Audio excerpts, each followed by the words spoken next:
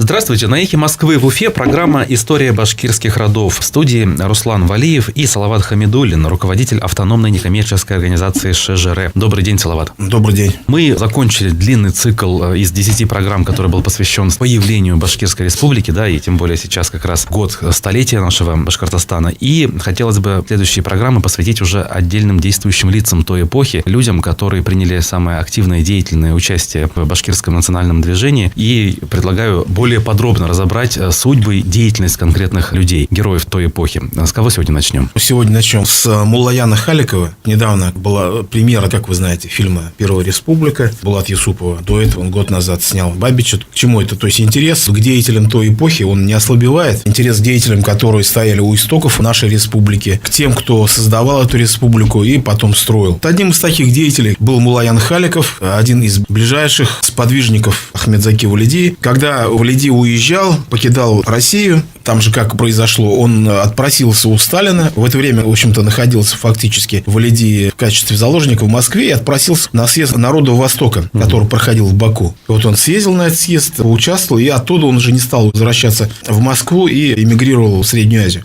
В сентябре 2020 года в Каспийском порту Петровск, он был там уже в 2020 году, как вы понимаете, уже все закончилось. Вместе с ним были вот его как раз вот сподвижники Муллаян Халиков и Абдрашид Бекбауов. Он описывает вот эту последнюю встречу. Вместе они прошли огни и воды, всю эту революцию, гражданскую войну. И вот настала минута прощания, и Валиди вспоминал: с этими самыми близкими друзьями я попрощался в поезде. Повстречаться мне с ними в этой жизни больше не было суждено. Они вернулись в Башкортостан, до последней возможности постарались быть полезными нашему народу. Такие слова. Порт Петровский — это сейчас Махачкала, но вот что-то вот рядом, какой-то один из предбрежных городов. Вот что-то вроде Каспийска. Что касается конкретно Муллаяна Халикова, он родился 4 февраля 1894 года в ауле Актау Багадинской волости Белебеевского уезда Уфимской губернии. Ныне это деревня Актау или Старо-Актау, или Старо-Актово, по-разному ее называют, Буздякского района Республики Башкортостан. При рождении, вот что было записано в метрической книге Магометанского духовного собрания: имя ребенка Муладжан, отец Новобашкир Давлетшах Ахмедшах Аглы. В подворной карточке Всероссийской переписи 1917 года в графе «Национальность» он числится типтяром, по сословному признаку припущенником военного звания. Непонятные слова. Ну, что такое, во-первых, Новобашкир? Надо говорить, что вот эта деревня Актау или Актово — это коренное селение башкир-вотчинников, изначально Канлинской волости, рода Канглы. Кстати, вы как раз посмотрите труд Рычкова Петра Ивановича, первого историка Южного Урала, который жил в середине 18 года. У него в топографии Оренбургской он так и пишет: Канлинская волость, и вот Тюбы описывает этой Канлинской волости. Тюбы, что это? То есть подразделение. И вот одна из подразделений, она так и называется — Актау-Канглы. И процессы в Западной Башкирии социальные происходили так, что из-за малоземелья, из-за того, что вот там поселился как раз в Канлинской волости известный палач башкирского народа Алексей Тевкелев, генерал, он по подложным путем подкупа, наверное, скорее всего, там местных старшин или как-то сумел записаться тоже в вотчинники и фактически захватил огромные территории вот этой Канлинской волости. В результате вот этих захватов подзаводы тоже захватывались и так далее. Получилось так, что это была очень такая малоземельная волость, но в то же время очень с плотным населением. Относительно других регионов. Да, потому что вот эти канлинцы, они давным-давно уже был оседлый башкирский род, который занимался земледелием. Они уже давно оставили полукочевое скотоводство, характерное для других башкирских родов. Как известно, любой вам скажет, историк, этнолог, что когда происходит процесс перехода к оседлому образу жизни, полностью к земледельческому, это сопровождается резким демографическим взрывом. И вот Канлинская волость, она такая многолюдная была. Соответственно, земли мало, людей много.